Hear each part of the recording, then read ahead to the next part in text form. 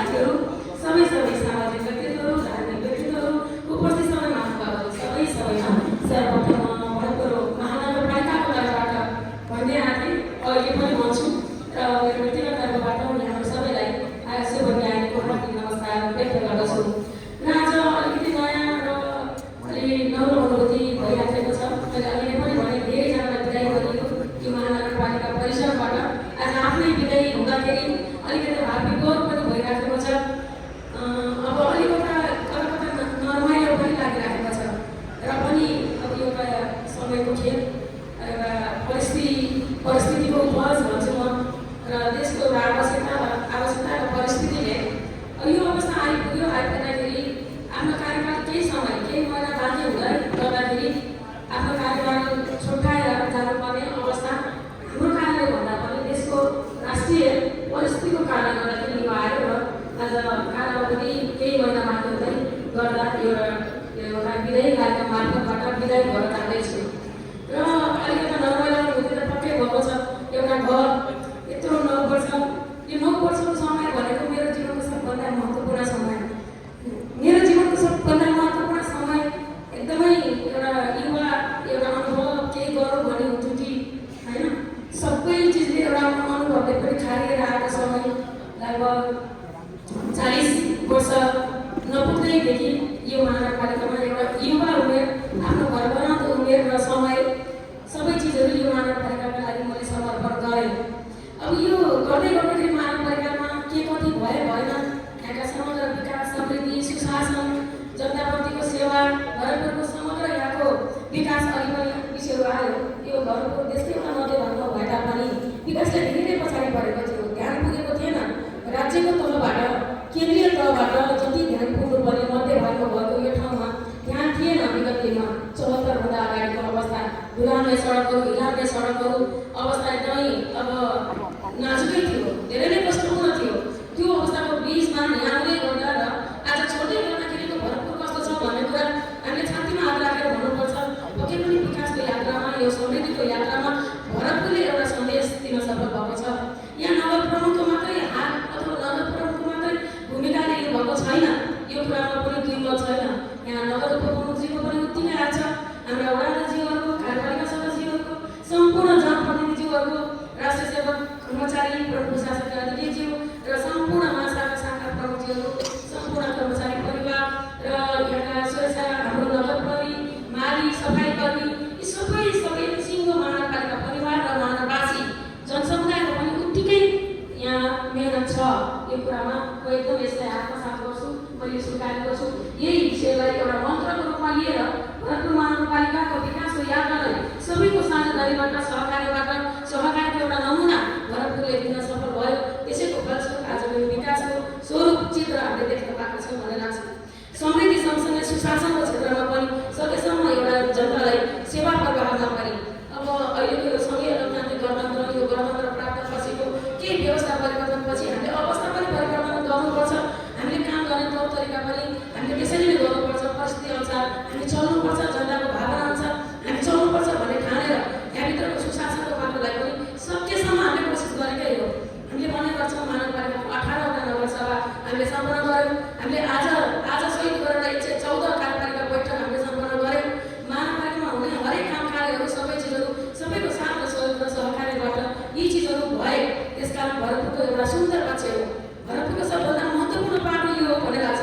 अरूले पनि भरतपुरको यो पाटो सिक्न जरुरी छ। एउटा नजिरको रूपमा यो कुरालाई सबै अरू देशका पालिकाहरूले पनि सिक्न जरुरी छ। विकासको लागि, जनताको सेवाको लागि काम कसरी गर्नुपर्छ, सहकारको मोडेल के हो भनेर विकासको मोडेल त छँदैछ, सहकारको मोडेल पनि भरतपुरबाट सिक्नुपर्छ भन्ने लाग्छ। त्यसकारण यो अवधिमा सबैजनाको एकदम नजिक बस्न साथ सहयोग, हौसला, माया, विश्वास सबै मैले पाएँ। मैले अहिले यहाँ गुनासोबाट पनि एउटा पनि विषय मैले भेटेको छैन कसैप्रति पनि। यहाँबाट अलिकति सहयोग भएन अथवा मैले सहयोग पाएन, त्यस कारणले गर्दाखेरि भरतपुर महानगरपालिकामा यो काम चाहिँ हुन सकेन अथवा आफूप्रति थोरै पनि गुनासो हुन्छ नि, असन्तुष्टिहरू केही पनि ममा रहेन।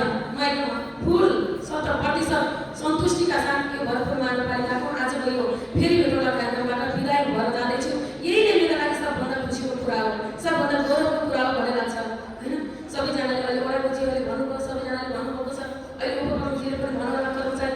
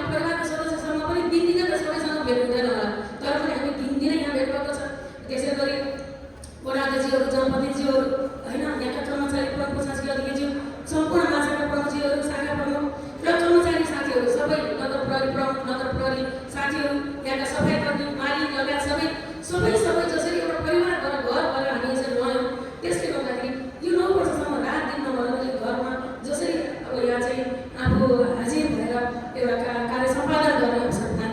आज छोडेर जाँदाखेरि एउटा घरबाट बिदाई भएर जाँदैछु, यो घर छोडेर जाँदैछु होइन, यो घर छोडेर जाँदैछु, यो परिवारको सदस्यको रूपमा म अब अलिक पर जाँदैछु जस्तो अनुभूति आफूलाई गरेको छु। थोरै कुराकानी पनि भएको छ, धेरै बोल्न भावनाको कुरातिर नलैजान खोजिराखेको छु। मैले अलिकति भावनाकोतिर कुरा गयो भने मलाई पनि अलिक भावुक मान्छे छु, अलिक म संवेदनशील पनि छु, त्यस कारण अलिकति सम्हाल्न सक्दिनँ भनेर पनि म त्यतातिर जान चाहिनँ। त्यो विषयलाई यहाँले बुझिदिनु होला भने पनि सम्पूर्ण कर्मचारी साथीहरू उपस्थित सबै महानुभावहरूलाई म विशेष अनुरोध गर्न चाहन्छु। त्यसर्थ यो परिस्थितिको बिचमा, यो अवस्थाको बिचमा आज हामी यो अवस्थामा यहाँ उपस्थित भइराखेका छौँ। ठिक छ, यहाँले के अपेक्षा गर्नुभएको छ नगर प्रमुख हैसियतबाट भोलि एउटा राज्यको एउटा जुनसुकै जिम्मेवारीमा आउँदाखेरि पनि यो खालको काम गर्ने तौर तरिकाहरू र यो भोलिको यात्रामा यहाँ सफलताका लागि यहाँले शुभकामना व्यक्त गर्नुभएको छ। पक्कै पनि अझ यो महानगरपालिकामा स्थानीय स्तरमा बसेर जुन खालको योगदान दिइयो, त्यो माथिल्लो फरक जिम्मेवारीमा गएर पनि अझ धेरै जिम्मेवारी जनताप्रति, राष्ट्रप्रति गरौँ, योगदान दिउँ भन्ने उद्देश्य हो। त्योभन्दा अरू केही उद्देश्य छैन। चुनाव यहाँ भनिने, चुनावमा जिता होला के होला, तर अब भोलि भएरै जाँदाखेरि त्यो जिम्मेवारी भनेको केन्द्रीय राष्ट्रिय स्तरमा जिम्मेवारी लिने भन्ने कुरा चाहिँ त्यो पद प्राप्तिका लागि होइन, त्यो जिम्मेवारीका लागि हो। राष्ट्रप्रतिको योगदान अझ धेरै गरौँ भन्ने उद्देश्यले हो। किनकि अब हिजोदेखि नै लगभग 30औं वर्ष भयो देशका लागि, राष्ट्रका लागि, जनताका लागि, व्यवस्था परिवर्तनका लागि होइन, जनताप्रतिको एउटा योगदान 30औं वर्ष भयो। अब बाँकी समय पनि जति इन्जेलसम्म आफ्नो सक्रिय राजनीति हुन्छ, राजनीति भनेको एउटा सेवा गर्ने थलो हो। सेवा गर्ने थलो यो पद प्राप्तिको थलो होइन। कतिपयले पद प्राप्तिको थलोको रूपमा बुझ्दै हुनुहुन्छ। अनावश्यक हल्ला र स्टलबाजी गरेर पनि या अब जनताको एउटा दिमागलाई भ्रमित पार्ने कोसिस गर्नुभएको छ। वास्तविक के हो, यथार्थ के हो भन्ने विषयवस्तुलाई पनि हामीले बुझ्न जरुरी छ। यसर्थ भरतपुरको मेयर वास्तविक जनताको एउटा सेवक हो। आज पनि हो, भोलि पनि हो, पछिसम्म पनि रहिराख्नेछ।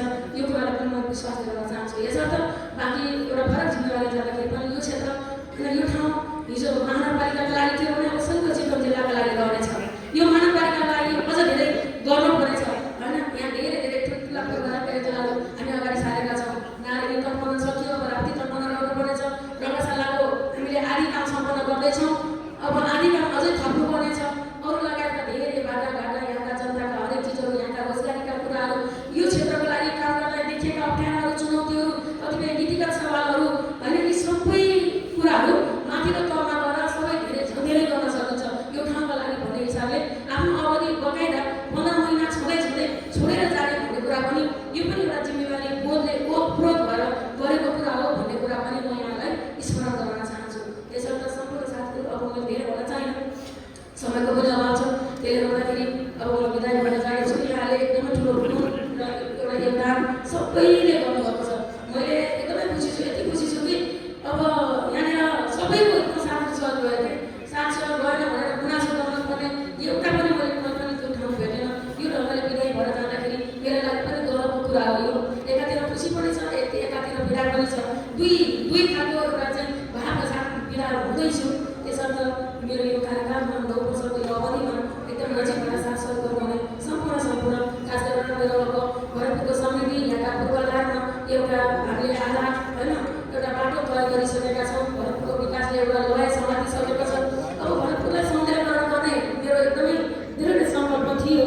त्यसको लागि हामीले सहरलाई उज्यालो बनाउने, सहरलाई हरियाली बनाउने, सहरलाई सरसफाइ युक्त, स्वच्छ, सफा, हराभरा महानगरपालिका बनाउने अबको बाँकी समय भन्ने मेरो सङ्कल्प थियो।